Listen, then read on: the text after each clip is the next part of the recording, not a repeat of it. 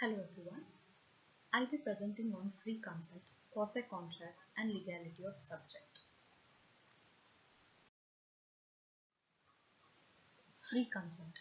Free consent means an act of assenting to an offer.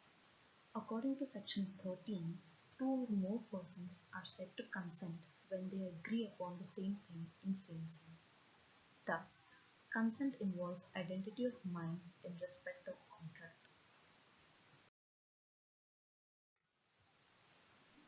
Coming to the elements of free consent, consent is considered to be free consent when the following factors are satisfied. First, it should be free from coercion. Second, the contract should not be done under the pressure of undue influence. Third, the contract should be done without any fraud. Fourth, the contract should not be made through misrepresentation. And last, the contract should not be made by mistake. Now, why is free consent essential in contract? Free consent is very essential to make an agreement a valid contract. If the consent to the agreement was obtained or induced by coercion, undue influence, fraud, misinterpretation, or mistake, then it has the potential to make the agreement void.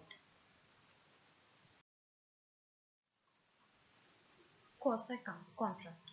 A quasi-contract involves an agreement between at least two parties who had no prior obligation to each other. It is a contract that's legally recognized in a court of law. The purpose of quasi-contract. Quasi-contract are created by the court when no official agreement exists between the parties. In disputes over payments for goods and services. The goal in the court's creation of these contracts is to prevent unjust enrichment to any party. Now coming to the features of quasi-contract. Quasi-contracts provide the right to the money. It is based on the concept of equity, good conscience, justice, and principles of natural justice. And last, it is imposed by the law and is not the outcome of any agreement. Legality of object. If an agreement is to be enforced in a court of law, both consideration and object of the agreement must be lawful. When one of consideration or object is unlawful, the contract is void. So what is the object of contract?